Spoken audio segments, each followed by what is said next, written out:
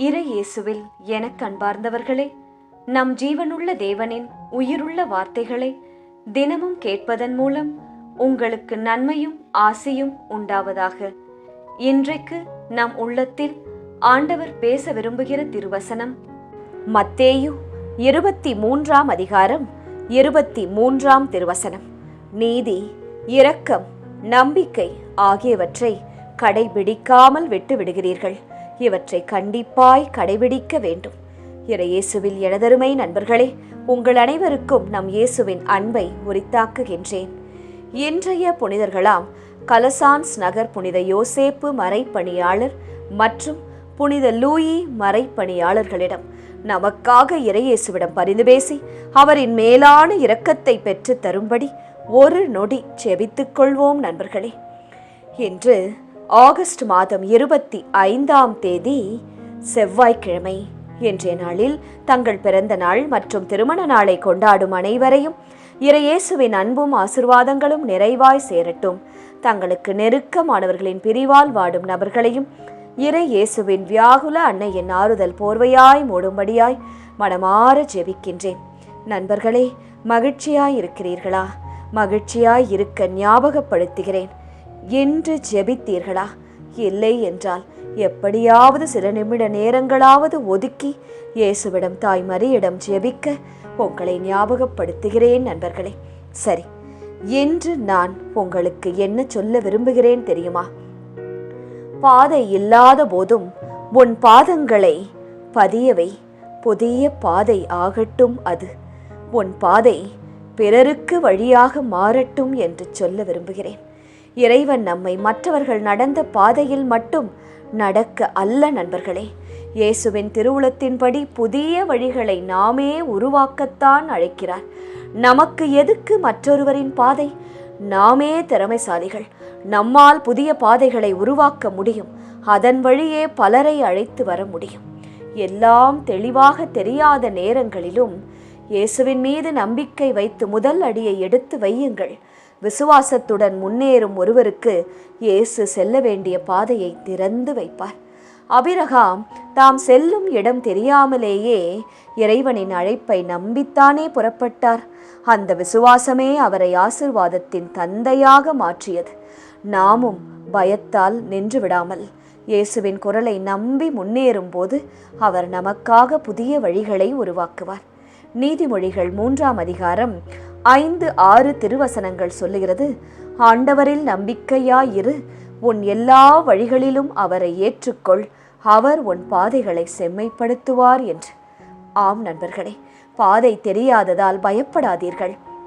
இயேசு உங்களோடு நடக்கும்போது உங்கள் ஒவ்வொரு விசுவாச அடியும் மற்றவர்களுக்கு வழிகாட்டும் புதிய பாதையாக மாறும். சரி நண்பர்களே, இன்றைய முதல் வாசகம் என்ன சொல்லுகிறது? அதன் மூலம் இயேசு நம்மோடு என்ன பேச விரும்புகிறார் தெரியுமா? நிலையாய் இருங்கள் என்று சொல்லுகிறார். வாழ்க்கையில் பல குரல்கள் நம்மை பயமுறுத்தும், குழப்பவும் செய்யும், தவறான பாதைக்கு இழுக்கும் முயற்சிக்கின்றன. ஆனால் இறை வார்த்தை இன்று ஒரு அழைப்பை நமக்கு விடுவிக்கின்றது. மனம் கலங்காதீர்கள், விசுவாசத்தில் நிலைத்திருங்கள் என்று சொல்லுகிறது. சூழ்நிலைகள் மாறலாம் நண்பர்களே. மனிதர்கள், உறவினர்கள், உடன் பிறந்தவர்கள், நண்பர்கள் கூட மாறலாம். நாம் பெற்ற பிள்ளைகள், நாம் பிறந்த பெற்றோர்கள் கூட மாறலாம். ஆனால் இயேசுவின் வாக்குறுதி ஒருபோதும் மாறாது. கடலில் பயணம் செய்யும் கப்பல் பெரிய அலைகளால் ஆடினாலும் நங்கூரம் உறுதியாக இருந்தால் அது அடித்துச் செல்லவே படாதாம். அதுபோல இயேசுவின் வார்த்தையில் வேரூன்றி வாழ்க்கை வாழ்ந்தால் எந்த பிசாசின் சோதனைகளாலும் வாழ்க்கையின் புயலாலும் நாம் சிதறடிக்கப்பட முடியாது. சிந்தித்து பாருங்கள் நண்பர்களே. சோதனைகள் வரும்போது நான் பயத்தையா நம்புகிறேன் அல்லது இயேசுவின் வாக்குறுதியை நம்புகிறேனா?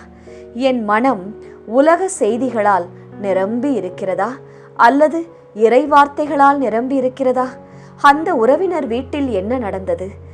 இந்த ஆபீஸில் என்ன நடந்தது? எல்லாம் நமக்கு தெரியும். 1 மாதம் 1 வருடம் முன்பாக நடந்தது கூட நமக்கு தெரியும். ஆனால் எந்த இறை வார்த்தை எந்த அதிகாரத்தில் இருக்கின்றது, என்ன வசனம் என்பதாய் நமக்கு தெரியுமா? திருமணத்திற்கு எந்த வசனம் சொல்லி ஜெபிக்க வேண்டும், பிள்ளைகளுக்கு என்ன வசனம் சொல்லி ஜெபிக்க வேண்டும், படிப்பிற்கு, வேலைக்கு, சமாதானத்திற்கு என்னென்ன வசனங்கள் விவிலியத்தில் இருக்கின்றது, இதுவெல்லாம் நமக்கு தெரியுமா? தெரிந்திருக்க வேண்டும் நண்பர்களே. ஒவ்வொரு நாளும் விவிலியத்தை எடுத்து வாசித்தால்தான் நமக்கு அது தெரிய வரும். நம்மால் தனிமையாக கூட ஜெபிக்க முடியும்.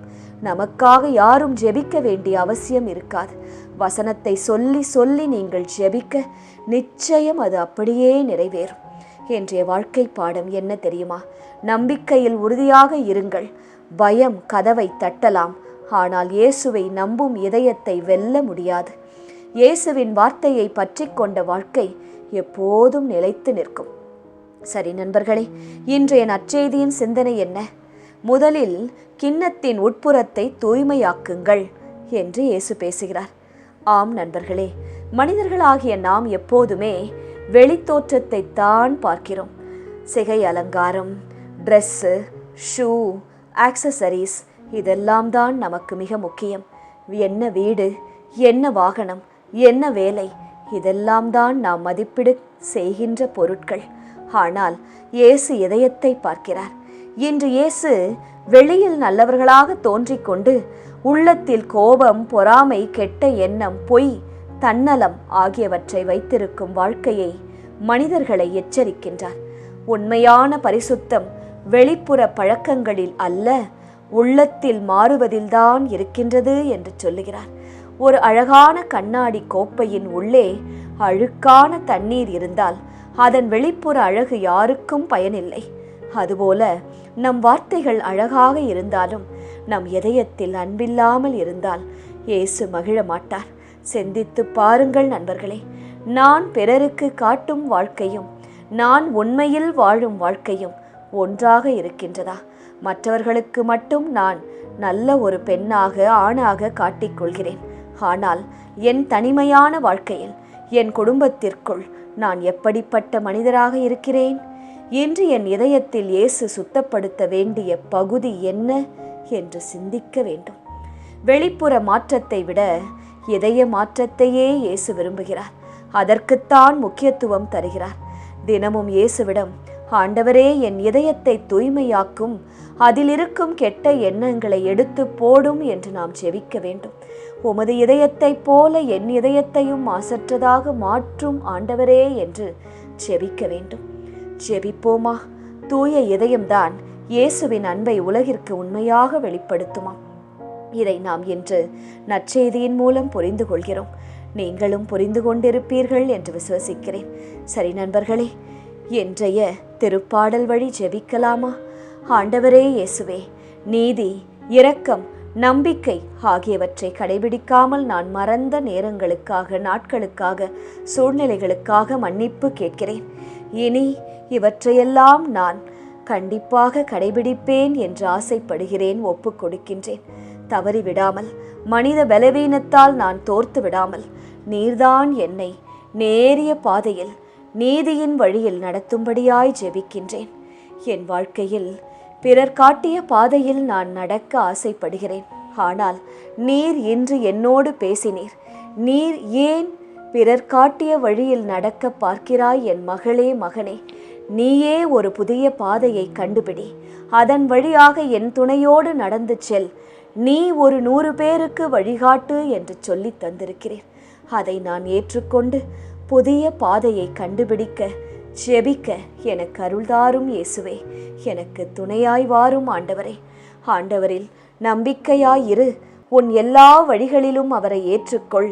அவர் உன் பாதையை செம்மைப்படுத்துவார் என்ற வாக்குக்கிணங்க உம்மீது நான் எந்த சூழ்நிலையிலும், என் மேலான நாட்களிலும், என் கீழான நாட்களிலும் உம்மீது நம்பிக்கையோடு இருக்க எனக்கு அருள்தாரும். நான் எடுக்கும் ஒவ்வொரு முடிவுகளிலும், நான் சம்பாதிக்கும் ஒவ்வொரு ரூபாயிலும், செலவழிக்கும் ஒவ்வொரு ரூபாயிலும் உமது சித்தப்படியே நான் செய்ய எனக்கு அருள் செய்யும் இயேசுவே. உம் பாதைகளை எனக்கு காட்டும். தவறிப்போன நாட்களிலிருந்து என்னை திரும்பி உமது பாதைக்கு கொண்டு வாரும். பாதை தெரியாததால் நான் பயத்தோடு நிற்கின்றேனே இயேசுவே, உம்மோடு என்னையும் கூட்டிச் செல்லும். எனக்கு நல்ல பாதையை காட்டும். நல்ல மனிதர்களை என் வாழ்க்கையில் கொண்டு வாரும். அடுத்த அடி உமது துணையோடு நான் எடுத்து வைக்க எனக்கு அருள் செய்யும்.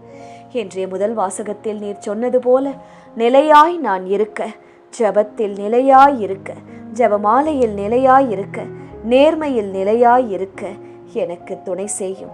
என்னை அச்சுறுத்தும் பயங்கள், குழப்பங்கள் அனைத்திலும் இருந்து என்னை விடுவித்து உமது பாதையிலே நடத்தும் இயேசுவே, துணையாய் வாரும் இயேசுவே. ஆமென். இயேசு கிறிஸ்துவின் பெரிதான நாமத்தின் நிமித்தம் ஜெபிக்கிறோம். ஆமென். ஒவ்வொரு நாளும் உங்கள் உள்ளத்தில் ஆண்டவர் பேச விரும்புகிற இறை வார்த்தையை தெரிந்து கொள்ள ரோசரி பிரேயர்ஸ் சேனலை சப்ஸ்கிரைப் செய்யுங்கள்.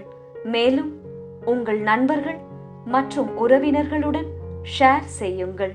நன்றி.